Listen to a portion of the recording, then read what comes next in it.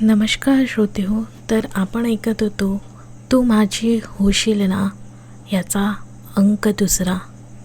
मागच्या भागात आपण पाहिलं होतं की गोदा अक्काला काळी सावली दिसते आणि त्या प्रसंगानंतर गोदा अक्का फार घाबरते. ती मेघाला एकटीला सोडून गावाला जाते. इकडे मेघा घरात एकटीच असते, त्यामुळे तिला फार एकटं वाटत असतं. त्यात तीसुद्धा फार घाबरलेली असते. संध्याकाळच्या वेळी विकास नावाचा एक मुलगा तेथे येतो आणि मेघाच्या सोबत राधा मावशीच्या घराकडे जायला निघतो. थोड्या वेळात तिथे गोदा अक्का येते. विकास आणि पांडू पण येतात. आता मग पुढे काय झालं ते आपण बघूया. मेघाला सगळीकडे शोधून झाल्यावर पांडू भगत तिथे अंगणातच पूजेची तयारी करायला लागतो. गोदा अक्का आणि विकाससुद्धा तिथेच अंगणात पांडू भक्तासोबत पूजेमध्ये सामील होतात.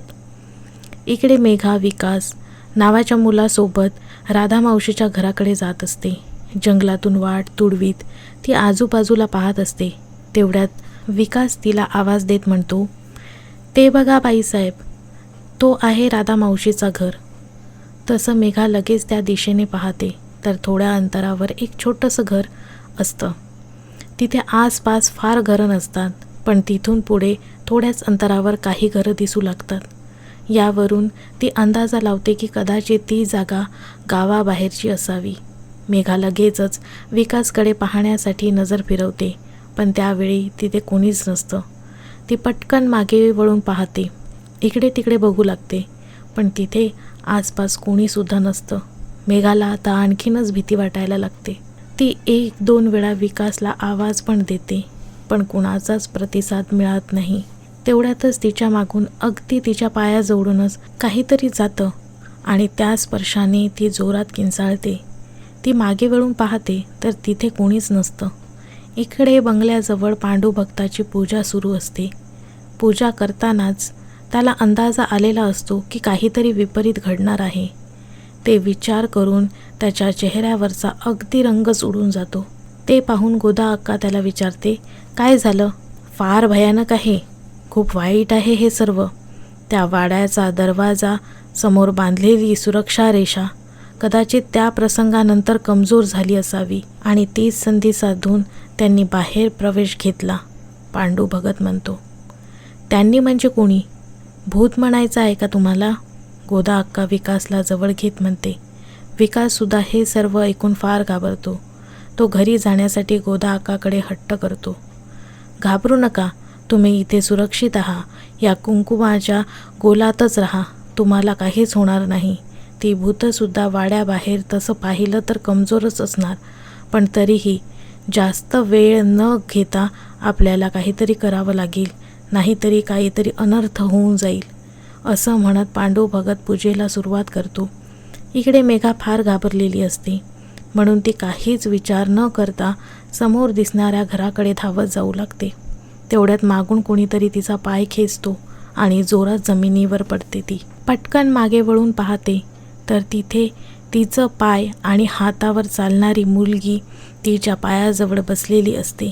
पुन्हा एकदा तेच अक्राळ विक्राळ चेहरा पाहून तिला सर्व आठवतं आणि तिच्या डोळ्यातून पाणी येऊ लागतं. तेवढ्यात मागून माया नावाची बाई, जिचा चेहरा पूर्ण जळालेला असतो, ती मेघाच्या मागे येऊन उभी राहते. मेघा जोरात ओरडू लागते, मला सोडा, मला जाऊ द्या, असं म्हणत मेघा तिथून पळून जाण्याचा प्रयत्न करते. तेच तिचा उजवा पाय खेचत प्रतीक नावाचा मुलगा तिला हवेत खेचून गोल गोल फिरवू लागतो. मेघाला चक्कर येते. हातावर आणि पायावर चालणारी मुलगी सरसर करीत झाडावर चढते आणि प्रतीकच्या खांद्यावर उडी मारते. तसं प्रतीकच्या हातातून मेघाचा पाय सुटतो आणि ती जोरात खाली पडणारच असते की माया तिला पकडते. कशाला? काय गरज आहे? हातावर आणि पायावर चालणारी मुलगी म्हणजे नेहा जोरात ओरडते. तुम्हाला दोघांना सांगितले ना अगोदर मी की मीच हिला मारेन म्हणून? नाही, ही माझी आहे, मीच हिला मारेन आणि मग माझ्यासोबत राहील ही. प्रतीक त्याचे पुढचे 2 दात तोंडातून बाहेर काढीत रागाने म्हणतो. विसरू नका की इथून बाहेर यायला मी तुम्हाला मदत केली आहे, माया म्हणते. तसं ते एका मागोमाग एकमेकांशी पुन्हा एकदा भांडू लागतात. त्याच संधीचा फायदा उचलत काळी सावली त्या सर्वांच्या नजरेआड तिथे येत मेघाला अलगद उचलून धरते आणि राधा मावशीच्या घराकडे घेऊन जाऊ लागते. तेवढ्यात मायाच्या लक्षात येतं की ती त्या दोघांना काळ्या सावलीला थांबायला सांगते. तसं नेहा लगेचच हात पायावर धावत येते. काळ्या सावलीच्या पायाला विळखा घालूनच बसते ती. काळी सावली काहीच न बोलता जमेल त्या ताकदीने पुढे जाण्याचा प्रयत्न करू लागते. माया हवेतून एक झेप घेत त्यांच्या समोर येऊन उभी राहते. तू हे चुकीचं करत आहेस. सोड तिला, आमच्या ताब्यात दे, नाहीतर मी काय काय करू शकते हे तुला माहीत आहेस, माया काळ्या सावलीला म्हणते आणि तिचे केस हवेत उडू लागतात. अर्धवट शुद्धीत असलेली मेघा जवळजवळ सर्व हिंमत हरून गेलेली असते. तो सर्व प्रकार पाहून ती अतिशय घाबरून जाते. तेवढ्यात प्रतीकसुद्धा मागून येत काळ्या सावलीला पकडून ठेवतो.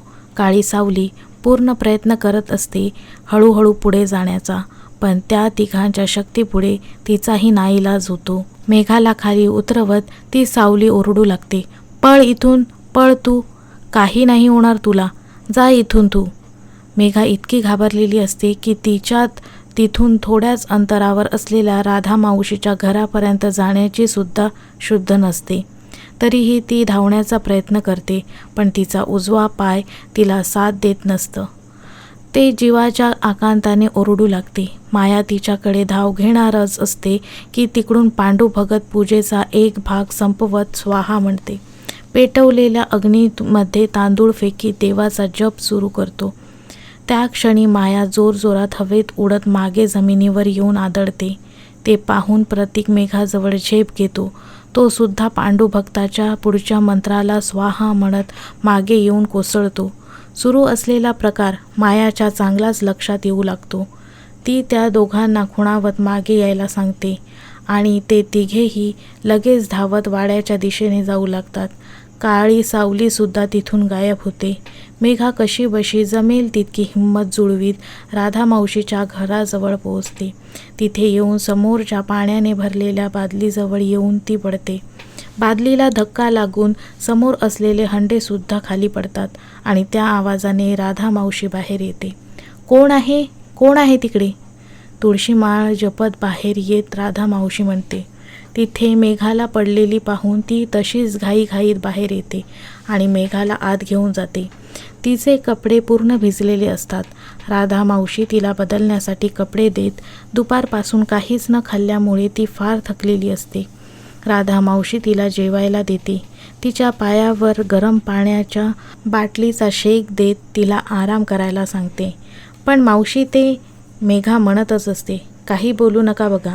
मला माहिती आहे की तुमच्या मनात फार प्रश्न असतील, पण आता काय सुद्धा विचार करू नका, आराम करा, असं म्हणत राधा मावशी मेघाच्या पायाला शेक देऊ लागते.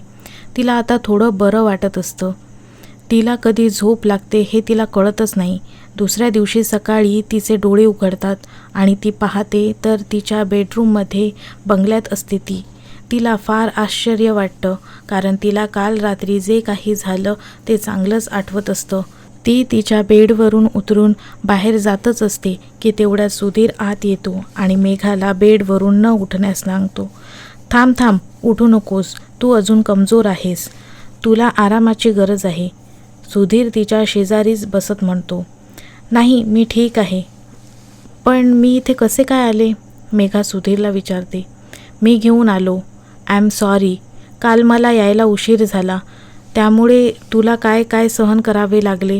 पण तू आता चिंता करू नकोस, मी सर्व काही ठीक करेन, सुधीर मेघाला म्हणतो.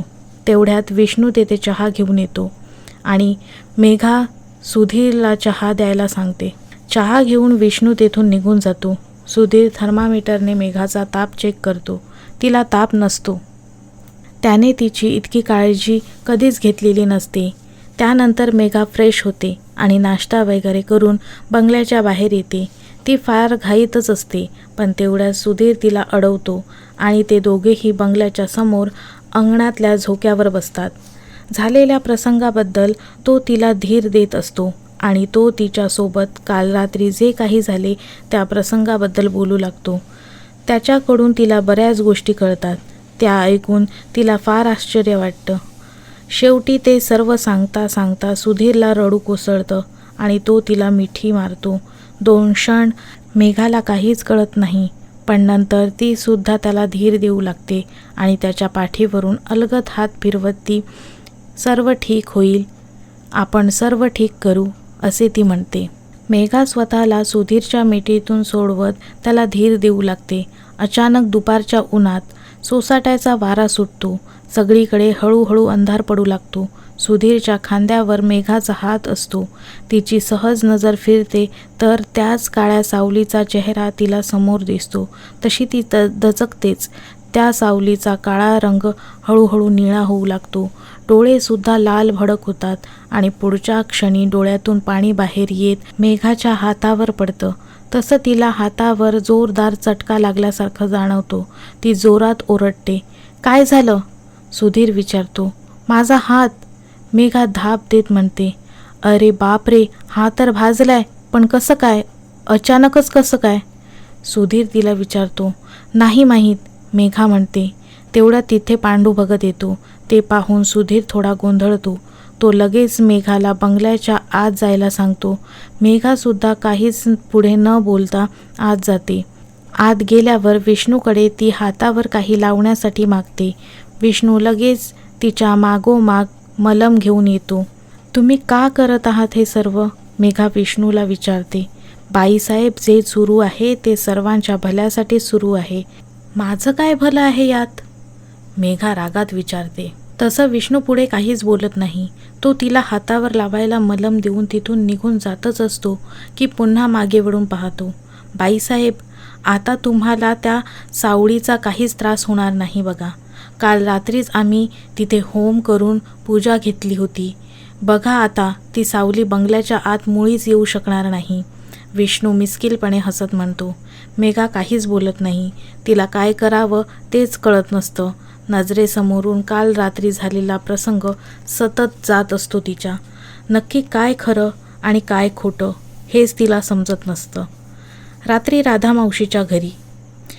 मेघाला तसं अंगणात पडलेली पाहून राधा मावशी धावत पुढे येत होती आणि तिला उठवत घरात कसं बसं घेऊन जाते. मेघा घरात प्रवेश करते आणि समोरच लागलेली फोटो फ्रेम तिच्या नजरेस पडते. ती त्याच जागेवर स्तब्ध होते आणि अबोली होऊन भरलेल्या डोळ्यांनी राधा मावशीकडे पाहू लागते. वय, माझाच भाचा आहे हा, अनुज. राधा मावशी फोटो फ्रेमकडे बघून म्हणते. अनुज म्हणजे मावशी, ती मगाशी ती सावली? मेघा म्हणते. भाचा होता असं बोलायला पाहिजे होतं ना, पण काय करू, देवाने अशी परीक्षा घेतली आहे आमची की काहीच नाही करता येत बघ मला आता. आणि हो, ती सावली म्हणजे ती आत्मा, तो भूत. तुला काय बोलायचे ते बोल. तो माझा अनुज आहे, माझं लेकरू. राधा मावशी डोळ्यातलं पाणी पुसत म्हणते. मी ओळखते याला. हा अनु आहे, माझा अनु. मेघा एक मोठा श्वास घेत म्हणते. कळलं, तू मेघा आहेस जिच्यासोबत माझा अनुज लगीन करणार होता. पण त्याला जिता जाळला बघ या लोकांनी. त्याचा कधीच भलं होणार नाही बघ. राधा मावशी हुंदके देत म्हणते. जिवंत जाळला? पण कोणी आणि का? मेघा प्रश्न विचारते. राधा मावशी मेघाच्या पायाला शेक देत सर्व कहाणी सांगते. मेघाला तिथे अनुजबद्दल बऱ्याच गोष्टी कळतात. आता तुम्हाला प्रश्न पडला असेल की नक्की अनुज हा अनुज कोण आहे? तर अनुज म्हणजे ती काळी सावली आणि मेघाचा भूतकाळ, वर्तमानकाळ आणि भविष्यकाळ सर्वच. कारण आज भलेही लग्न सुधीरसोबत झालं होतं तरीही अनुज तिच्या आठवणीतून कधी मुळात गेलाच नव्हता तो, आणि नाही कधी गेला असता. अनुजबद्दल सर्व काही तिने लग्ना अगोदरच सुधीरला सांगितलेलं असतं. त्याला या गोष्टीने काहीच प्रॉब्लेम नाही असं त्यानेही तिला स्पष्टपणे सांगितलेलं असतं. मेघा एक अनाथ मुलगी, जिचे आई वडील लहानपणीच तिला सोडून गेलेले असतात. ती तिच्या मामा मामीसोबत राहत असते. अनुजसुद्धा अनाथ असतो. तो अनाथ आश्रमात वाढलेला असतो कारण त्याच्या आईवडिलांचं लव्ह मॅरेज झालेलं असतं आणि ते त्यांच्या घरच्यांना मान्य नसतं. त्यामुळे ते दोघेही त्यांच्या गावापासून दूर शहरात राहत असतात. कोणीच नातेवाईक सोबत नसले तरीही त्यांनी खूप कष्ट करून सर्व संसार उभा केला असतो. एका ॲक्सिडंटमध्ये अनुजचे पप्पा मरण पावतात. त्या दुःखात अनुजची आईसुद्धा आजारी पडते आणि एक वेळ अशी येते की तिला स्वतःहून जाणीव होते की ती फार काळ जगणार नाही. म्हणून ती एक चिठ्ठीसोबत अनुजला एका अनाथ आश्रमात सोडते. त्याच दिवशी संध्याकाळी तिचासुद्धा मृत्यू होतो. अनुजला त्याच्या कोणत्याच नातेवाईकांविषयी काहीच माहीत नसते. मेघा लहानपणापासूनच स्वाभिमानी मुलगी असते, त्यामुळे ती जॉब करत करत शिकत असते. आता इथून सुरू होते आपल्या दोन्ही नायकांची प्रेम कहाणी. अनुज एक सॉफ्टवेअर इंजिनियर असतो. टेलिटेक्नॉलिस्ट नावाच्या नावाजलेल्या कंपनीत तो कामाला असतो. मेघा तिथल्याच एका केक शॉपमध्ये जॉबला असते. अनुज एक दिवशी त्याच्या ब्रेक टाईममध्ये त्या केक शॉपमध्ये जातो. हॅलो सर, काय हवं आहे तुम्हाला? सिद्धार्थ अनुजला विचारतो. केक हवा आहे, 1/2 किलोचा, अनुज म्हणतो. ओके सर, कोणता फ्लेवर हवा आहे? सिद्धार्थ विचारतो. फ्लेवर अनुज बोलतच असतो की मागून धावत पळत एक मुलगी येते आणि तिचा धक्का अनुजला लागतो. एक सळपातळ मुलगी, जिचे एकदम तारेसारखे सरळ केस असतात, डोळ्यात निळ्या रंगाचे लेन्स आणि लालसर कलरच्या लिपस्टिकमध्ये ती कोणत्या हिरोईनपेक्षा कमी दिसत नसते. ओह, आय एम सॉरी, ती मुलगी म्हणते. इट्स ओके, अनुज म्हणतो. By the way, I am Tina Malhotra. ती मुलगी डोळ्यावरचे गॉगल खाली करत अनुजला म्हणते. I am Anuj, nice to meet you, Anuj म्हणतो. तसं अनुज भले मोठ्या घरातला मुलगा नसला तरीही त्याची बॉडी, तजेलदार चेहरा पाहून नेहमीच ऑफिसमधल्या मुली त्याच्याशी जवळीक साधायचा प्रयत्न करायच्या. अनुज त्याच्या कामात हुशार तर होताच, पण तितकीच परिस्थितीपुढे नम्र आणि स्पष्ट मताचा व्यक्ती होता. हाय, क्या सीन है यार, बघ ना. मेघा एकदम पिक्चरमधल्या सीनसारखाच हिरो आणि हिरोईनची टक्कर झाली बघ, काउंटर शेजारी बसलेली प्रियंका मेघाला म्हणते. प्रियंका, मेघा आणि सिद्धार्थ हे कॉलेजचे फ्रेंड्स असतात. ती त्याच्या मोकळ्या वेळात मेघा आणि सिद्धार्थला हेल्प करायला नेहमीच येत असते. गप तुझं तर नेहमीच सुरू असतं, लगेच मार खायला लावशील तू एक दिवस मला, मेघा हळूच प्रियंकाला म्हणते. ॲक्च्युली मला कळत नाही आहे की नक्की कोणता फ्लेवर घ्यावा, अनुज म्हणतो. मी हेल्प करते ना तुमची. हे बघा, आमच्याकडे चॉकलेट फ्लेवर, पायनॅपल आहे, व्हॅनिला आणि चॉकलेट बटरस्कॉच आहेत. तुम्ही बटरस्कॉच ट्राय करून बघा, आमच्या मेघाचा पण फेवरेट आहे तो, प्रियंका म्हणते. मेघा, अनुज प्रश्नार्थक नजरेने पाहतच विचारतो. अरे, मेघा म्हणजे माझी मैत्रीण, ही इथेच काम करते, प्रियंका मेघाची ओळख करून देत असते. पियू, मला वाटतं की तुला या युनिव्हर्सिटीमध्ये जायला उशीर होतोय, तुझं काम पण आहे ना, जा, मेघा प्रियंकाला म्हणते. खरं तर तिचं असं अचानक बोलण्यामुळे मेघा जरा गोंधळूनच जाते. प्रियंकाचा स्वभाव फार बोलका आणि मनमिळावू असतो, पण कधीकधी ती पटकन असे काहीतरी बोलून जाते की मेघा आणि सिद्धार्थला काय बोलावे हेच कळत नसतं. सर, कोणता फ्लेवर देऊ मग तुम्हाला, मेघा विचारते. You should try chocolate flavour, मी खूप वेळा टेस्ट केला आहे, तुला नक्कीच आवडेल, अनुजच्या शेजारी असलेली मुलगी म्हणते. आय थिंक मला बटरस्कॉच घ्यायला आवडेल, कारण आमच्या बॉससाठी हा केक न्यायचा आहे आणि त्यांना सिंपल गोष्टी जास्त आवडतात. कदाचित तुमची आणि त्याची चॉईस जुळती असेल, अनुज मेघाकडे पाहत म्हणतो. लगा तीर निशाने पे लगा, प्रियंका मेघाला हलकासा धक्का देत म्हणाली. तसं मेघा तिच्याकडे रागाने पाहते. प्रियंका लगेच तिची बॅग घेत दोघांनाही बाय करून तिथून निघून जाते. हो, नक्की आवडेल. मग पॅक करू का सर, मेघा विचारते. हो करा, पॅक करा आणि त्यावर कॉंग्रॅच्युलेशन असंही लिहा, अनुज म्हणतो. तुम्हाला काय देऊ मॅम, सिद्धार्थ त्या मुलीकडे बघून विचारतो. आय वॉन्ट चॉकलेट केक, ती मुलगी तोंड वाकडं करतच म्हणते. सिद्धार्थ आणि मेघा दोघेही दोन्ही ऑर्डरमध्ये बिझी होतात.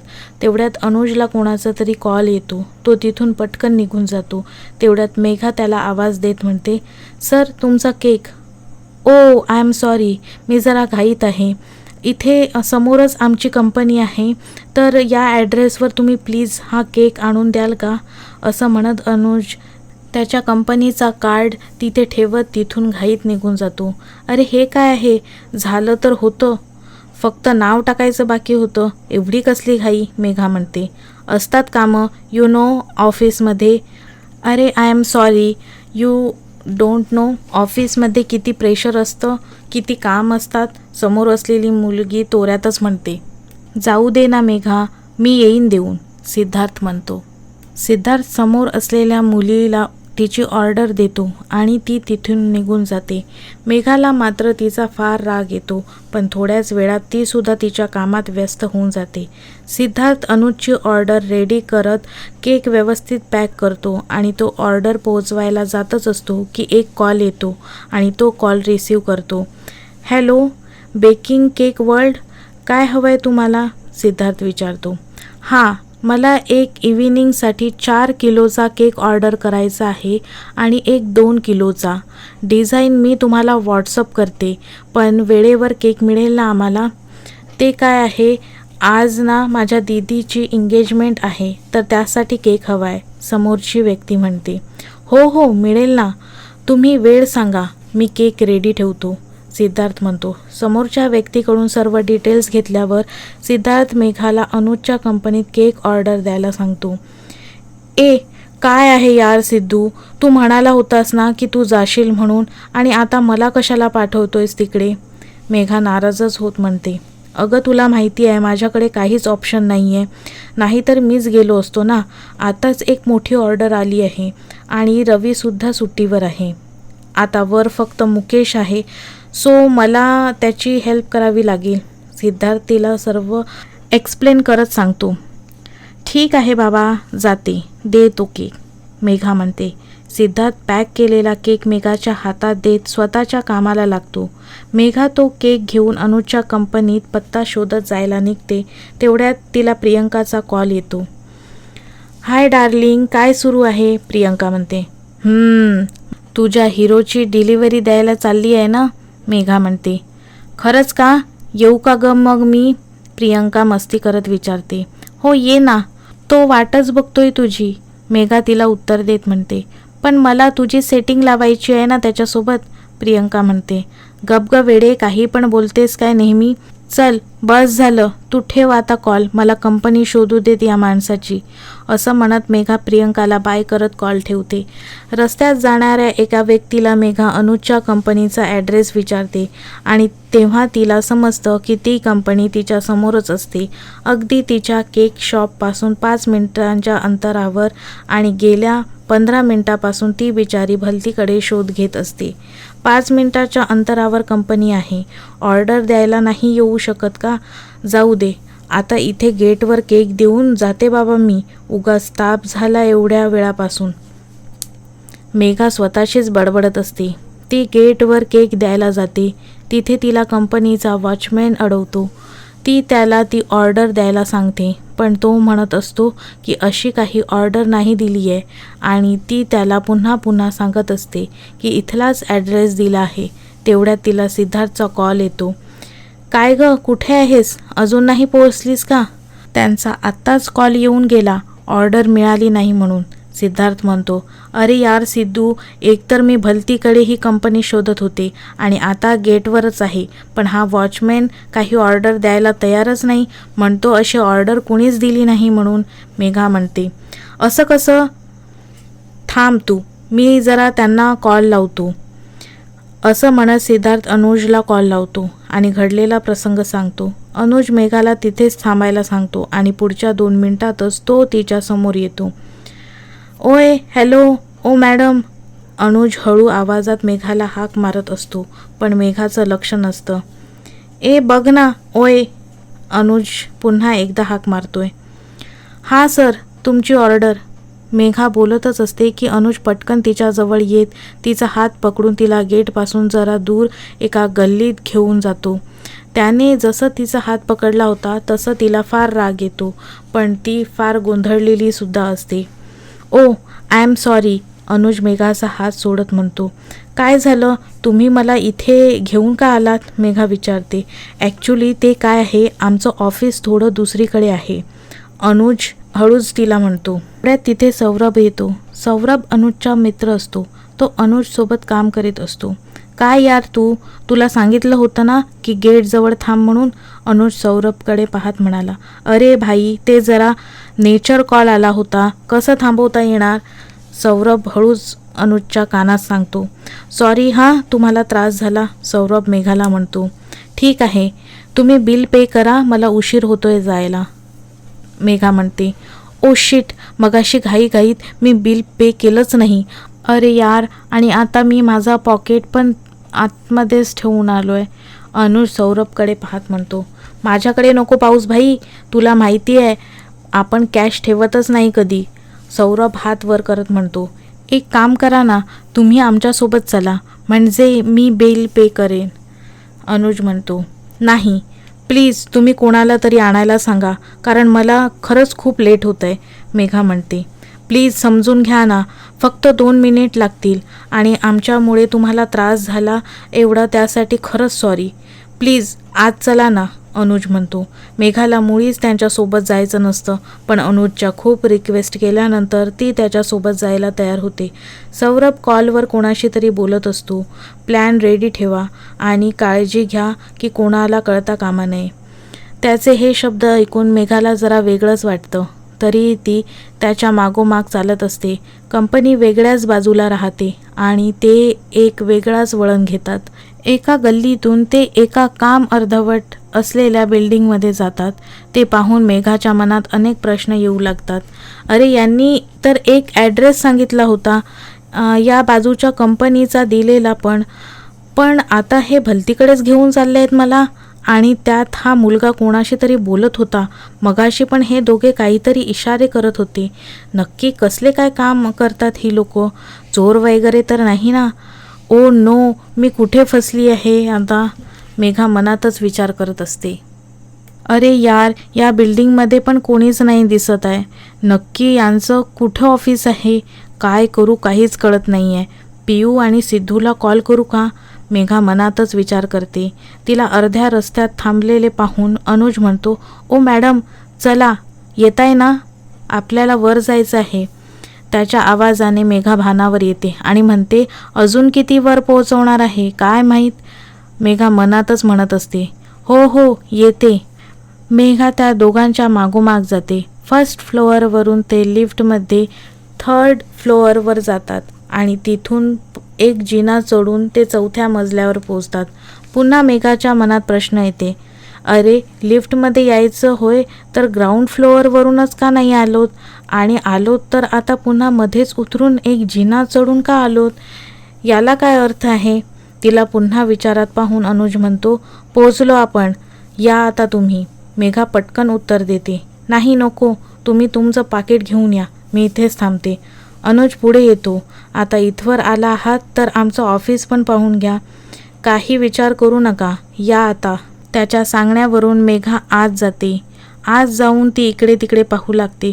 तिला सगळीकडे सर्व वस्तू अगदी जागच्या जागी दिसत असतात. खूप सारे बुक्स आणि पेन, नोटबुक आणि काही स्टेशनरीचं सामान.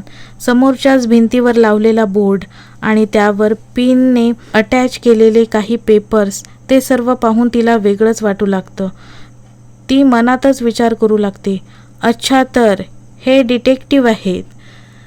तेव्हाच मी मगासपासून विचार करते की एवढा शांत कसा काय आहे सर्व, यांना काय वाटलं मला काही कळणार नाही काय, मी पण खूप साऱ्या साऊथ इंडियन मूव्हीज पाहिल्या आहेत.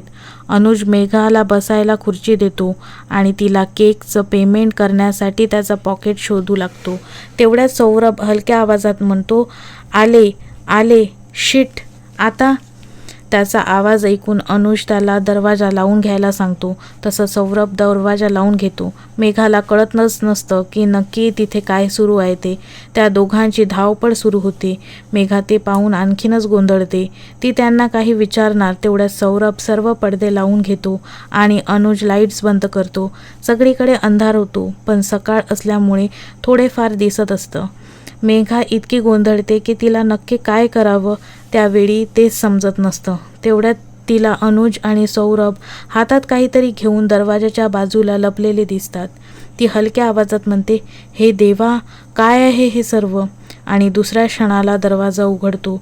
दरवाजातून एक व्यक्ती हातात काहीतरी घेऊन आत प्रवेश करत असते की मेघा जोरात ओरडते, मला जाऊ द्या, काही नका करू, माझी काही चुकी नाही आहे. आणि त्या क्षणी अनुज आणि सौरभ हातात असलेले ग्लिटर बॉम्ब फोडतात आणि हॅपी बर्थडेचं गाणं म्हणणारच असतात की मेघाच्या आवाजाने ते दोघेही शांत होतात.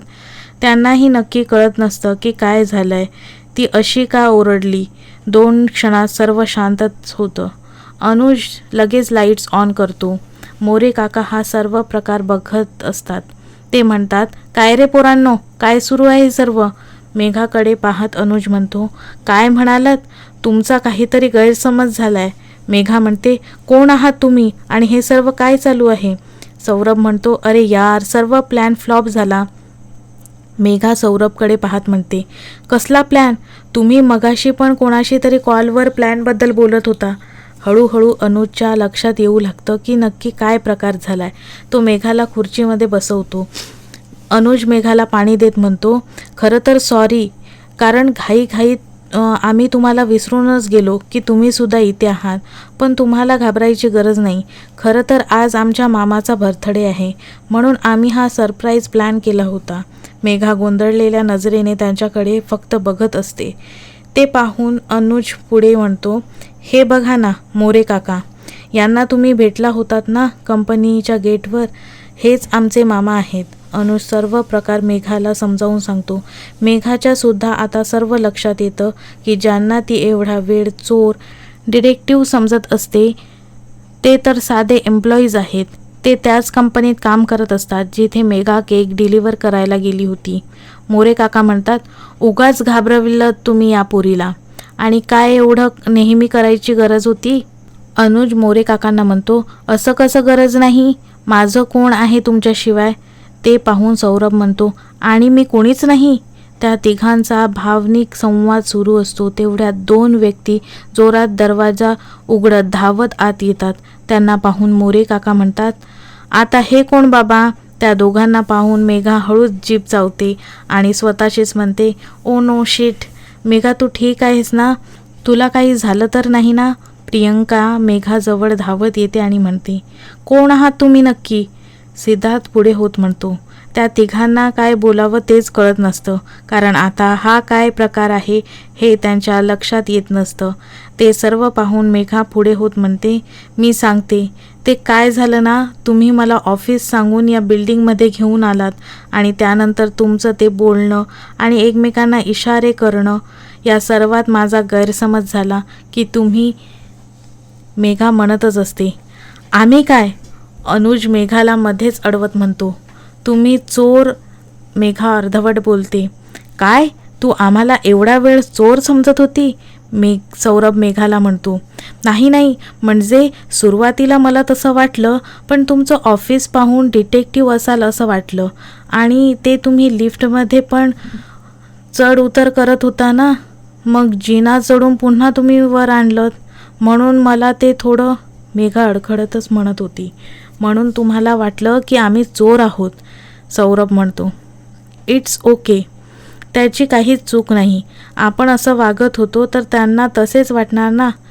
ते काय आहे ना, आम्ही याच ऑफिसमध्ये काम करतो, पण इथे आमची न्यू बिल्डिंगचं काम सुरू आहे. सौरभ आणि माझी ड्युटी काही दिवसांसाठी इथे लागली आहे. त्यात आज मामांचा वाढदिवस, म्हणून आम्ही सरप्राईज प्लॅन केलेलं होतं. आणि आता लिफ्टचं विचाराल तर मी सांगितलं ना की ते काम सुरू आहे. खालच्या फ्लोअरवरून आलो, पण मध्येच या सौरभला सुचलं नाही. जिन्यावरून जाऊया म्हणाला, म्हणजे जरा व्यायाम होईल. पण एक जिना चढूनच साहेबांची हालत खराब झाली. अजून सर्व सर्विस मेघाला समजावतो. अच्छा, तर असं झालं का? मला वेगळंच वाटलं. सॉरी हां, मी ते यांना मेसेज केलं होतं सेफ्टी म्हणून, पण त्यानंतर त्यांना सांगायलाच विसरले की तुम्ही डिटेक्टिव्ह आहेत म्हणून. नाही, म्हणजे तुम्ही चांगले लोक आहात म्हणून. काही हरकत नाही, पण आता तुम्ही सर्व आलाच आहात तर आमच्यासोबत छोट्याशा पार्टीमध्ये सामील व्हा, अनुज म्हणतो. नाही, मला जावं लागेल. हिचा मेसेज आला म्हणून घाईघाईतच आलो. दुकानात तो एकटाच मुलगा आहे. हवे तर मेघा आणि पियू तुम्ही दोघं थांबा, पण लवकर या हां, असं म्हणत सिद्धार्थ तिथून निघून जातो. त्यानंतर ते चौघे मिळून मोरे काकांचा बर्थडे केक कट करतात. सर्व गैरसमज दूर झालेले असतात. अनुज मेघाला केकचे पैसे देतो आणि त्या दोघींना सोडायला खाली जातो. मेघा, थोडा वेळ थांबूया का अजून? प्रियंका मेघाला म्हणते. नाही, सिद्धू रागवेल, जावं लागेल आपल्याला, मेघा म्हणते. काय ग तू एवढी त्याला घाबरतेस? काही नाही बोलणार तू, प्रियंका म्हणते. नाही म्हटलं ना, मेघा प्रियंकाला म्हणते. दोघाही अनुज आणि सौरभला बाय म्हणत तिथून पुन्हा परत केक शॉपमध्ये जातात. त्यांच्या पाठमोऱ्या आकृतीकडे पाहत अनुज म्हणतो, चांगली आहे ना? कोण? ती मेघा की तिची मैत्रीण? सौरभ अनुजला चिडवत म्हणतो. मेघाबद्दल बोलतोय मी, अनुज म्हणतो. चांगली तर आहे, पण थोडा एक डाऊट आहे. म्हणजे बघ ना, ती त्या मुलाला सिद्धू म्हणते. असं आपण कोणत्या जवळच्या व्यक्तीला हाक मारतो आणि प्रसंगात पण तिला तोच पहिला आठवला. परत जाताना सुद्धा ती त्याच्याच भीतीने लवकर गेली, सौरभ अनुजला म्हणतो. हां, पण मी काही तशा अर्थाने नाही म्हणालो. एक आपण जनरल मत म्हणून म्हणालो, अनुज विषय टाळत म्हणतो. हां, मार अजून थापा. तुझे डोळे बघून सांगू शकतो की नक्की कोणतं मत आहे आपलं, सौरभ अनुजला म्हणतो. बोलता बोलता ते पुन्हा परत ऑफिसमध्ये पोहोचतात. मोरे काका तिथे त्यांची वाट पाहत थांबलेलेच असतात. अनुजने सौरभच्या समोर विषय टाळला असतो, पण त्याच्या मनात आता काही विचार चालू होतात की नक्की सिद्धार्थ आहे कोण आणि नक्की काय नातं आहे या दोघांमध्ये. ही ऑडिओबुक आपल्याला आवडत असल्यास व्हिडिओला लाईक, शेअर आणि सबस्क्राईब करायला विसरू नका. त्या प्रसंगानंतर अनुज जवळजवळ मेघाला विसरूनच गेला असतो. पण ते म्हणतात ना, जर एखादी गोष्ट होणार असेल अगोदर त्याचे संकेत अगोदरच मिळालेले असतात आणि जर कोणती व्यक्ती आपल्या आयुष्यात आपल्या नकळत येणार असेल तेव्हाही आपल्या मनात नसतानासुद्धा किंवा अचानक योगायोगाने सारखी भेट होतच राहते. मेघाच्या घरी मेघा किचनमध्ये सकाळी आवराआवरी करत असते. तेवढ्यातच तिची मामी किचनमध्ये येत म्हणते, काय अजून नाश्ता तयार झालेला नाही आहे का ग तुझा? मामीला पाहून मेघा भराभरा आवरत म्हणते, झालंच मामी, हे बघा होईल आता लगेच. ते आज थोडं उशिरा झाला उठायला मला म्हणून.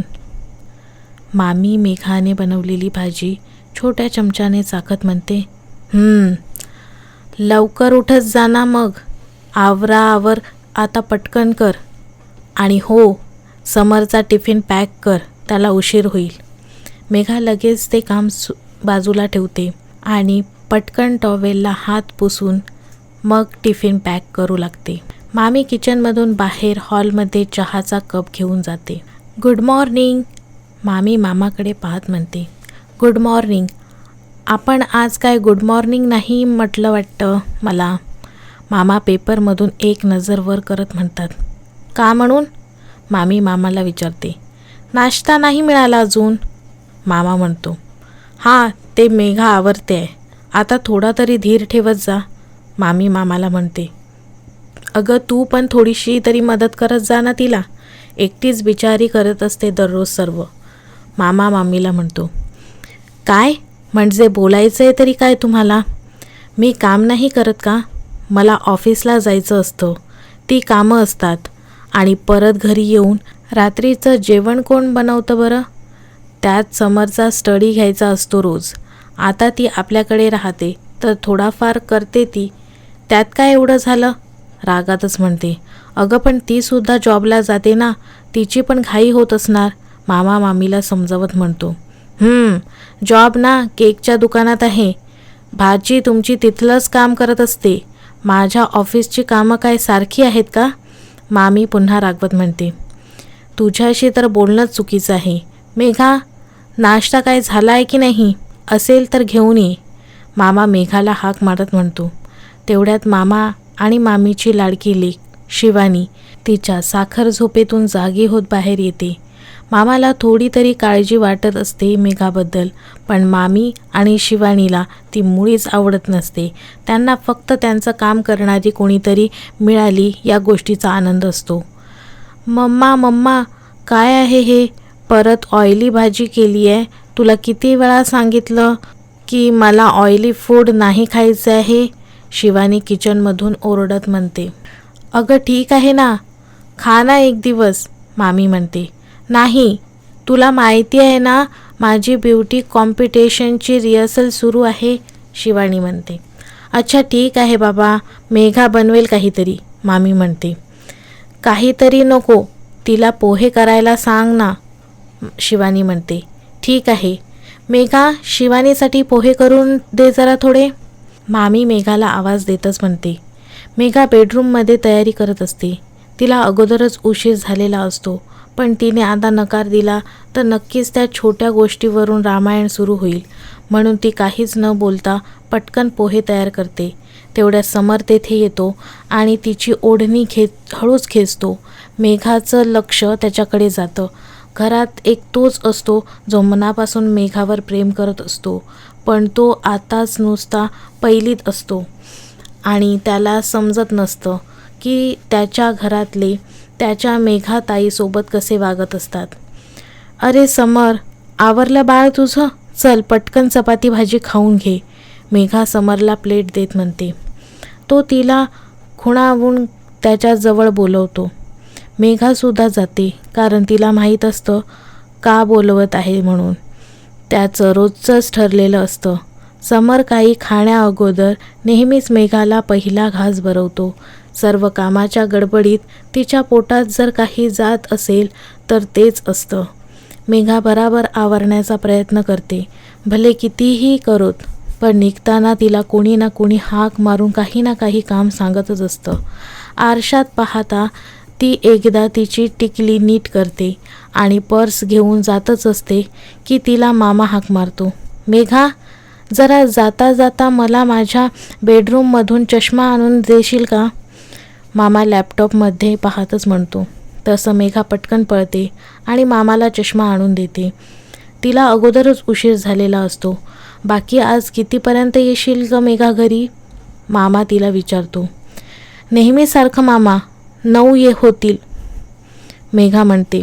ठीक आहे, येताना जरा ते समोरच्या बिल्डिंगमधला राधे टेलर करून तुझ्या मामीचे ब्लाऊज आणशील का? तिने मला सांगितलेले, पण मला थोडं काम आहे, मामा म्हणतो. हो मामा, मेघा नाराज होत म्हणते. तिला कामाला मुळीच कंटाळा येत नसतो, पण नेहमी वाटतं असतं की कोणी आपलीसुद्धा काळजी करावी. मामा जसं शिवानीला उशीर झाल्यावर आणायला जातात, तसं कधीतरी एकदा तिला कमीत कमी कॉल करून म्हणावं, रात्री जपून ये जरा. लहानपणापासून बिचारी थोड्याशा मायेसाठी धडपडलेली असते. मेघा घाईघाईतच जवळजवळ पळतच जात असते, कारण काही करून तिला 9:15ची ट्रेन पकडायची असते, कारण त्यानंतर डायरेक्ट 10ची लोकल असते. ती स्टेशनवर पोहोचते आणि ट्रेनच्या निघण्याचा आवाज होतो. ती दुसऱ्या प्लॅटफॉर्मवर असते. जिना उतरून ती पुढच्या प्लॅटफॉर्मवर जातच असते की ट्रेन सुरू होते. ती जोरात पळते. तिला कळतं की आज काही तिला लेडीज डब्यात चढायला मिळणार नाही, त्यामुळे मिळेल त्या चढायचं असं ठरवून ती पळते. तेवढ्यात जनरल डब्यातून एक हात पुढे येतो. मेघा पटकन तो हात पकडते आणि ट्रेनमध्ये चढते. आता नक्की तो हात कुणाचा असतो हे जाणून घेण्यासाठी माझी होशील नाचा पुढचा भाग ऐकायला विसरू नका. व्हिडिओ आवडल्यास व्हिडिओला लाईक, शेअर आणि सबस्क्राईब करायला विसरू नका. धन्यवाद.